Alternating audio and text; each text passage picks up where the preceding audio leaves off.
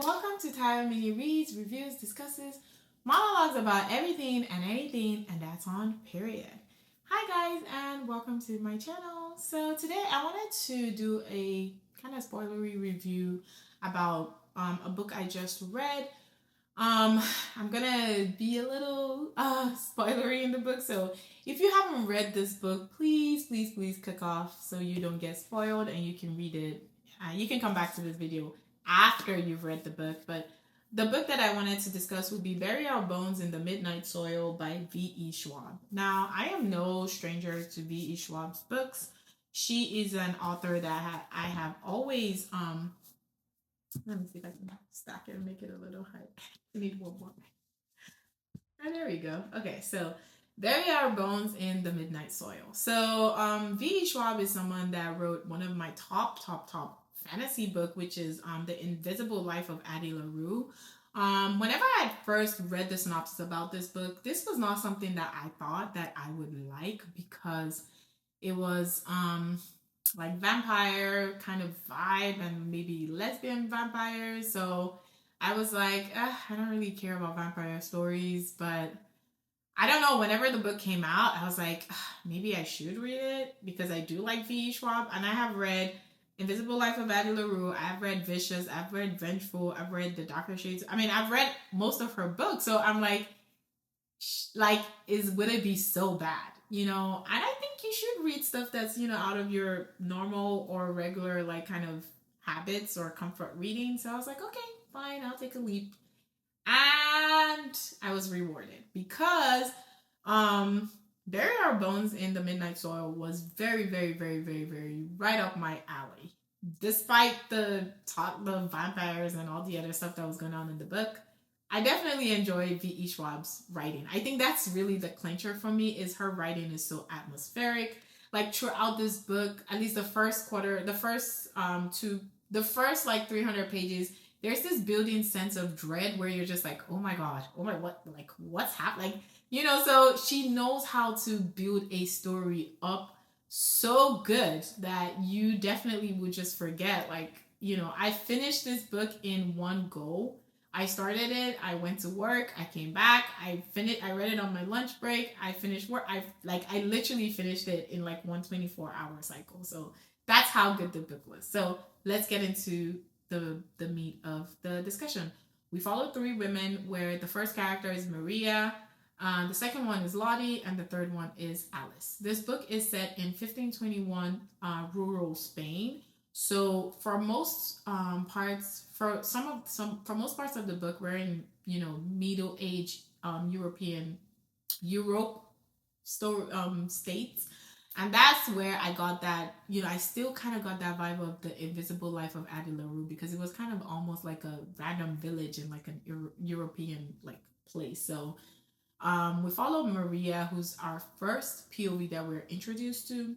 I do have to mention that the book is written in multiple POVs and multiple timelines. So you will be following Maria in 1521, and then the next chapter will probably be Alice in 2019. So that was if you get whiplash from that kind of stuff, just know that that's in the books. But that was one thing that made me want to keep reading, because I'm like, I need to find out what happened with Maria. So I was rushing through some people's POVs just to get to the next ones. But so like I said, we follow Maria from 1521.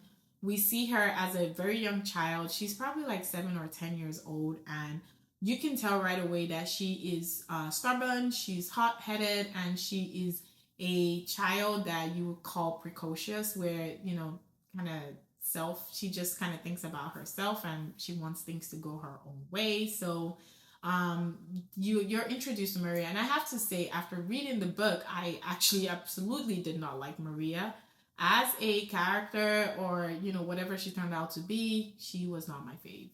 In fact, I don't think I liked any of the POVs, because I would have sworn that I liked Lottie's POV, but then near the end of the book, which I will get to, I changed my mind about Lottie. So really, I didn't really like any of the characters. So sad. But the story was so good that it didn't even matter. And I am a character-driven person, so that that's the beauty of V.E. Schwab. She's just so good at her art. Like she's really good. I'm just gonna say it. So we follow Maria as she quickly, she grows up and then she is bitten, or she's turned into a vampire.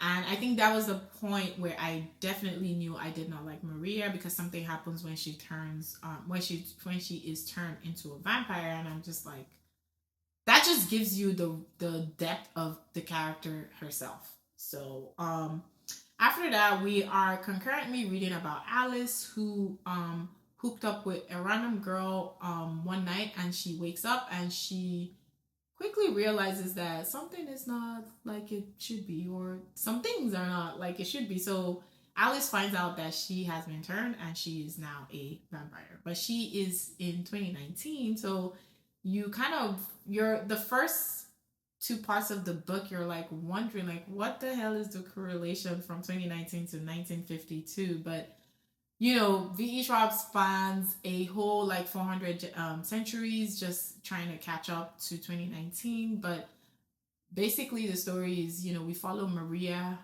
who then becomes Sabine, who is a vampire, and we kind of follow her, through her life as she is, experiencing this new immortality that she has. And you kind of see her being stripped.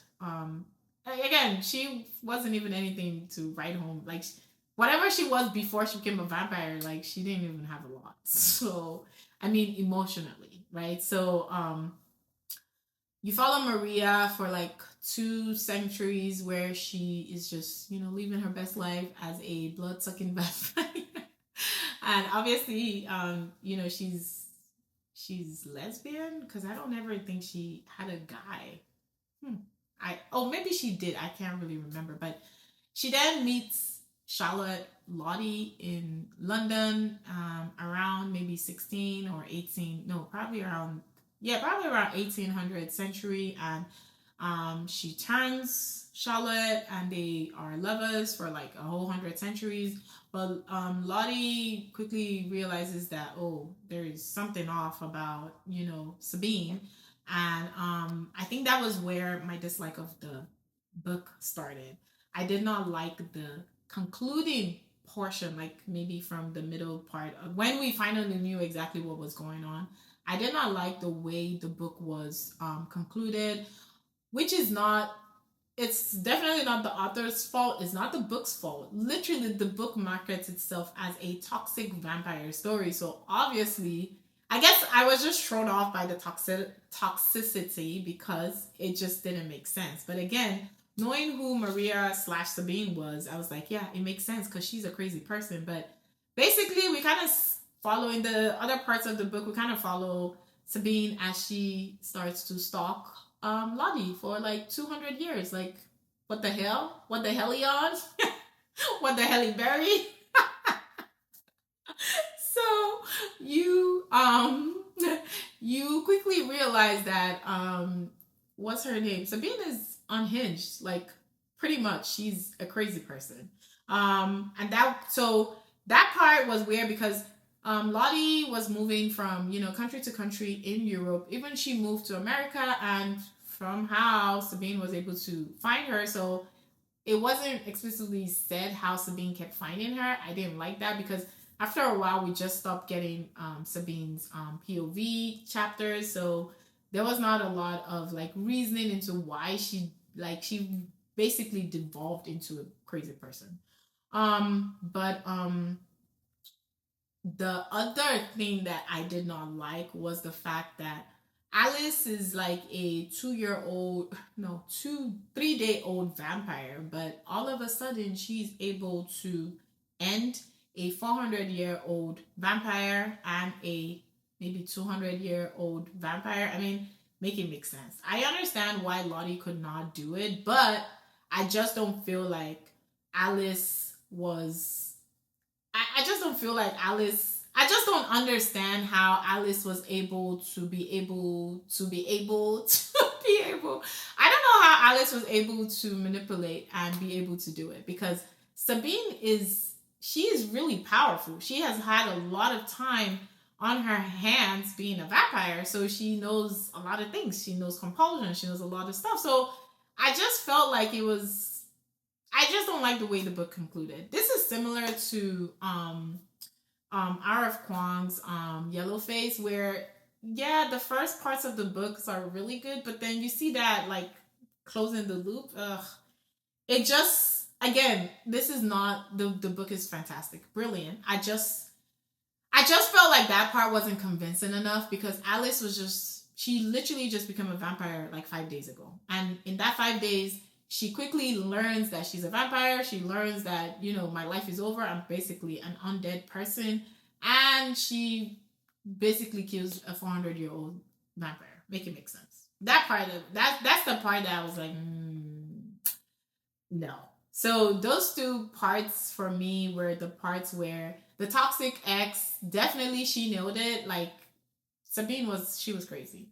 And then the fact that Alice was the one who ended them both, it just didn't make sense for me. And then that leads me on to Lottie, I think Lottie was also someone like Sabine. Like she was someone that wasn't satisfied with her lot, and she wanted to have more in her life, which I don't blame anyone, but she still had her humanity even as a vampire. So that was one thing that kind of set Lottie apart. So I really liked Lottie until we get to the ends of the book, and you can see that, okay, Lottie is kind of unhinged too, just not as crazy as Sabine. So again, I don't know, like it was so I think for those reasons, this is not a 5-star book. Again, this is also knowing that I'm not a vampire person, but the writing of the book itself was just fantastic. I would give that 5/5.